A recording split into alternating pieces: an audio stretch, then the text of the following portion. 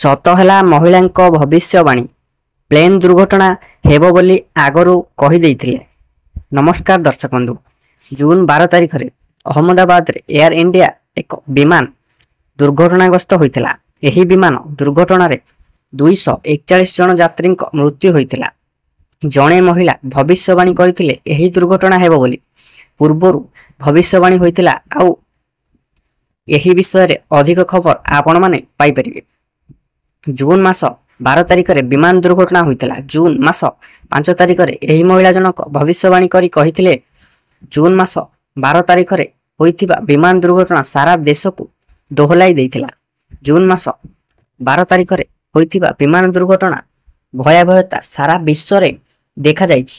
ଏହି ଦୁର୍ଘଟଣାରେ ଅନେକ ଲୋକ ଆହତ ହେବା ସହ ଶହ ଶହ ଲୋକଙ୍କ ଜୀବନ ଚାଲିଯାଇଛି। ହସ ଖୁସିରେ ଆରମ୍ଭ ହୋଇଥିବା ବିମାନ ଯାତ୍ରା ବଦଳି ଯାଇଥିଲା ଅନ୍ତିମ ଯାତ୍ରା। ଜୁନ୍ ମାସ 12 ତାରିଖ ଅପରାହ୍ନ ସମୟରେ ବିମାନ ଉଡ଼ାଣ ଆରମ୍ଭ କରିଥିଲା। ବିମାନ ଉଡ଼ାଣ ଭରିବାର 2 ମିନିଟ୍ ହୋଇନାହିଁ ବିମାନ ଦୁର୍ଘଟଣାର ଶିକାର ହୋଇଗଲା। ଏହି ବିମାନ 2 ଜଣ ପାଇଲଟ, 230 ଯାହା ଯାତ୍ରୀ ଏବଂ 10 ଜଣ କ୍ୟାବିନ୍ କ୍ରିଉ ନେଇ ଉଡ଼ାଣ ଆରମ୍ଭ କରିଥିଲା। ବିମାନ ସଠିକ୍ ସମୟରେ ଉଡ଼ାଣ ଆରମ୍ଭ କରିଥିଲା। ଉଡ଼ାଣର 2 ମିନିଟ୍ ଭିତରେ ବିମାନ ବିଜେ କଲେଜର ହଷ୍ଟେଲ ପରିସରରେ ବାଡ଼େଇ ହୋଇଯାଇଥିଲା।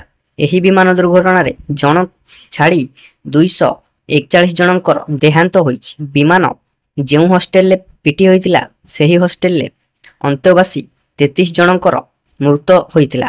ବିମାନ ଦୁର୍ଘଟଣାରେ ମୋଟ 274 ଜଣଙ୍କର ମୃତ୍ୟୁ ହୋଇଥିଲା ବେଳେ ଅନେକ ଲୋକ ଆହତ ହୋଇଛନ୍ତି। ଏବେ ଏହି ବିମାନ ଦୁର୍ଘଟଣାକୁ ନେଇ ଉଚ୍ଚସ୍ତରୀୟ ତଦନ୍ତ କରାଯାଉଛି। ତଦନ୍ତ ପରେ ଅନେକ କିଛି କଥା ଜଣାପଡ଼ିବ। ଏହି ବିମାନ ଦୁର୍ଘଟଣାକୁ ନେଇ ଭବିଷ୍ୟବାଣୀ କରିଥିଲେ ସେ ଏକ ପଡକାଷ୍ଟରେ। ଅହମ୍ମଦାବାଦ ବିମାନ ଦୁର୍ଘଟଣା ପୂର୍ବରୁ ଏହାକୁ ନେଇ ଭବିଷ୍ୟବାଣୀ କରିଥିଲେ। ଏବେ ତାଙ୍କୁ ନେଇ ସବୁଠି ଚର୍ଚ୍ଚା ହେଉଛି। ରାକ୍ଷୀ କହିଥିଲେ ମଙ୍ଗଳ ଗ୍ରହ କର୍କଟ ରାଶିରୁ ବାହାରି ସିଂହ ରାଶିକୁ ଯିବ। ଜୁନ୍ 7 ତାରିଖରୁ ଜୁଲାଇ 28 ତାରିଖ ପର୍ଯ୍ୟନ୍ତ କିଛି ଅଘଟଣା ଘଟିବ।